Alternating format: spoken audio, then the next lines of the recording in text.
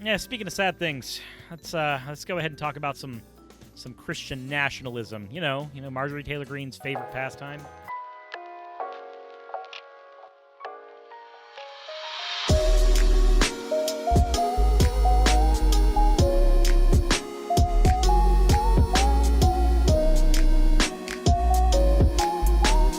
Let's go ahead and get into that.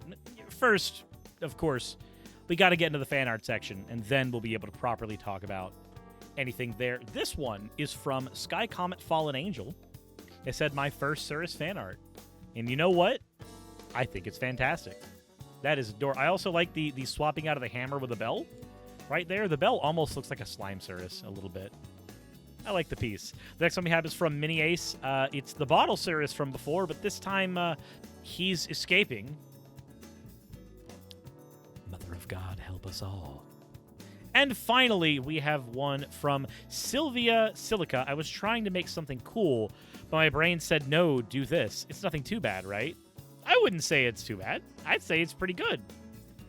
I'd say it looks like the start of something pretty freaking neat. That all said, though, as always, everybody, thank you all for your fan art submissions. If you want your fan art to be shown in a future video, the best way to do so is to drop it into the fan art section of the Discord. With that said, let's go ahead and get into the topic at hand after you hit the subscribe button. That's a thing you should do. Okay, let's take a listen. This guy right here, this lovely individual, his name is Stephen Wolf. He's the author for The Case for Christian Nationalism.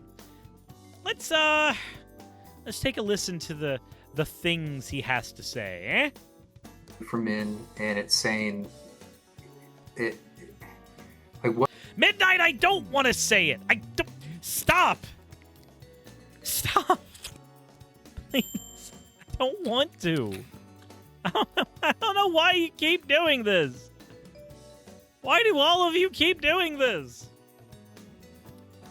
Fine. Jeez. For the 50,001 channel point, thanks very much for dropping that and make me say fucking. Oh, whoa. There. You happy? Did you get what you wanted? Is that what you needed? Just go away.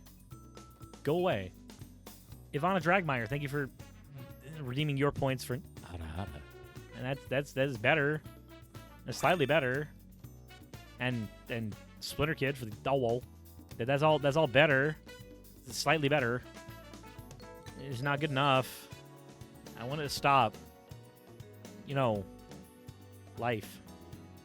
Anyways, Sappy Iwi, thank you for the follow. Let's continue. What's gonna prevent us from being Christian nationalists? What's to bring it in a Christian nation that follows kind of principles of Christian nationalism?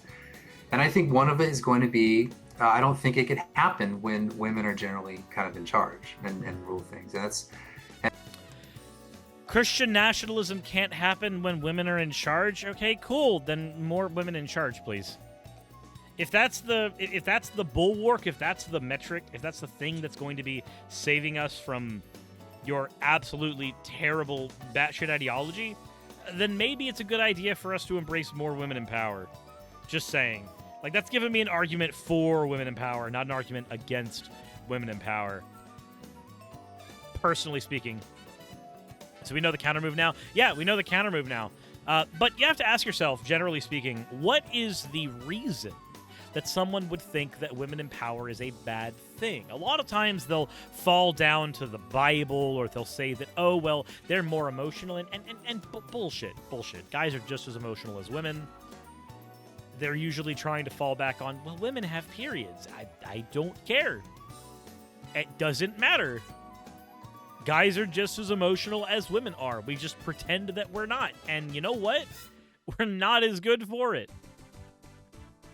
That said, when you are trying to figure out why someone is not wanting women to be in power in any way, shape, or form, aside from them being scared of a Dami Mommy, I think that most of it comes down to the fact that they would like to live in a world where men are in charge, because worlds where men and only men are in charge are worlds where it's easier for men to get laid.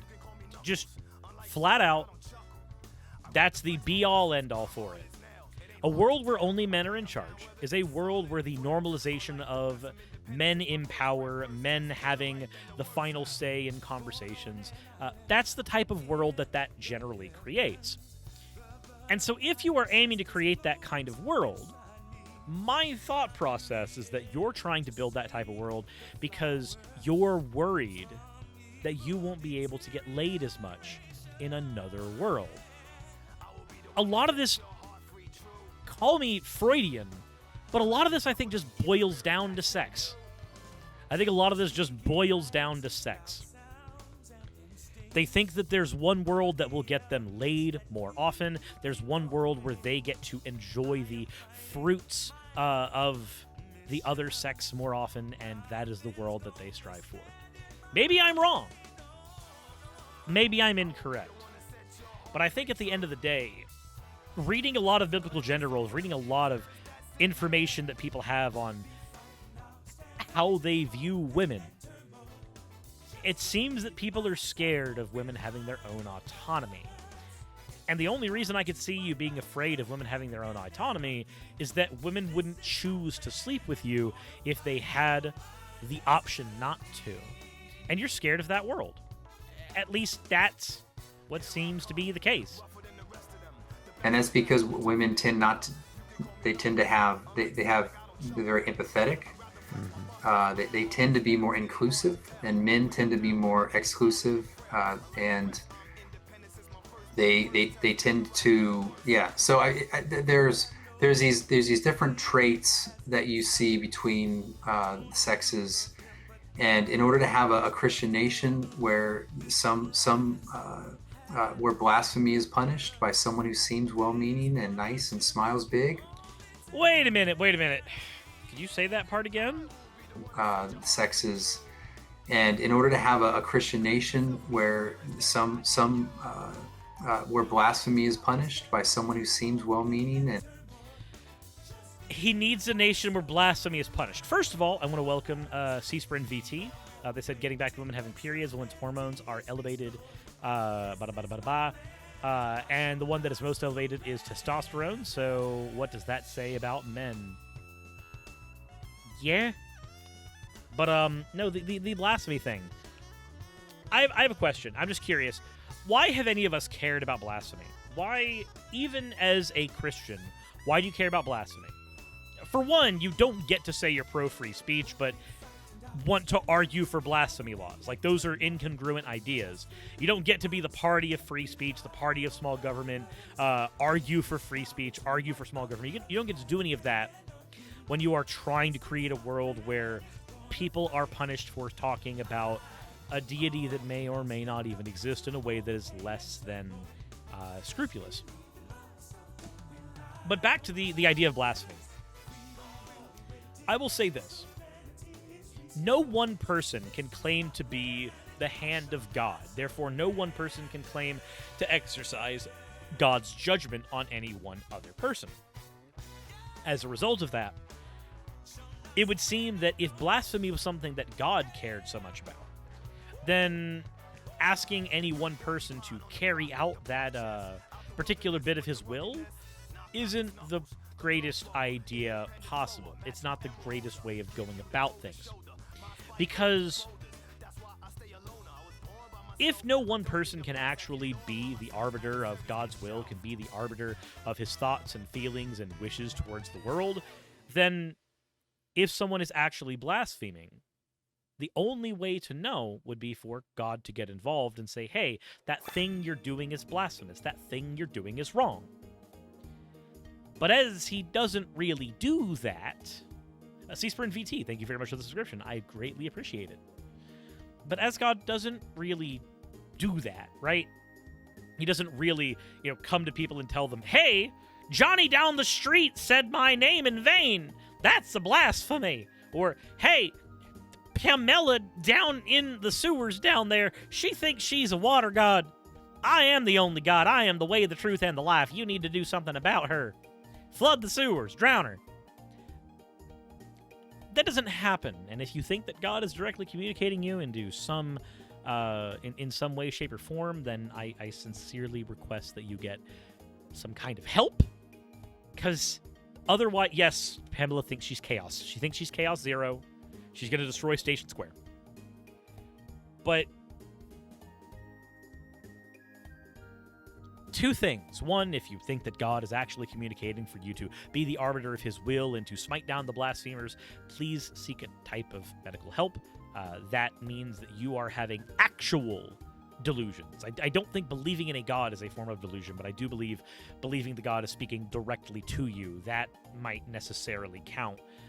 If you are experiencing that, please seek some kind of professional help. And over and above that, all revelation to one party is hearsay to another. This is kind of the big problem with the way that Christianity is generally taught. The idea that the disciples had revelation from God, and it was hearsay when they gave it to anybody else, and it was up to them to believe. And somehow believing the hearsay, being more gullible, is a virtuous trait. And I don't agree with that. I think that there are logical ways to come to a type of faith in any type of deity, but to just rely on the belief mechanism alone is to rely on a group of sheep that are going to always be vulnerable to any type of terrible rhetoric. Every abuser in the world can use the rhetoric of, you just gotta believe me, and stop at that. And nice and smiles big, you're going to have a guy who says, no, you're going to jail. Right. I mean, or whatever it is that you're finding them. I mean, because, yeah, I'm all for blasphemy laws, by the way. If you're going to suppress atheism, I mean, there might be some very nice guy who has a big smile, loves atheism. Like, no, atheism's crushed. It's not going to be tolerated. So again, remember that Stephen Wolfe, noted free speech advocate, definitely has his own line in the sand for free speech, and he does not think that it's a good idea to let atheists exist literally at all. He wants to crush atheism. Now, how do you crush atheism? Well, if you killed all the atheists. And I think that's probably the implication there, personally. I feel like that's what he's going for. If he wants atheism to be crushed, the only way you could really do that is through violence. But if the only way you could do that is through violence, and he wants atheism to be crushed, then what do you have there but an advocacy for said violence? No. I don't think we should allow people like him to create the type of world that they are trying to build, because that world is a dangerous one.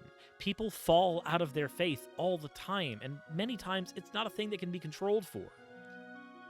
And you're willing to tell me that you just need a big, strong guy there to be the one that crushes that hurts those people? No. We don't need to do that. We're better than that. We can construct a better society than the type that you're advocating for. But with that all said, let me know what you guys think of his arguments, and if you've got some ideas yourself of ways we can construct a world that's better than whatever the hell he is suggesting. Let me know in the comment section below, and as always, everybody, insert end of video tagline here.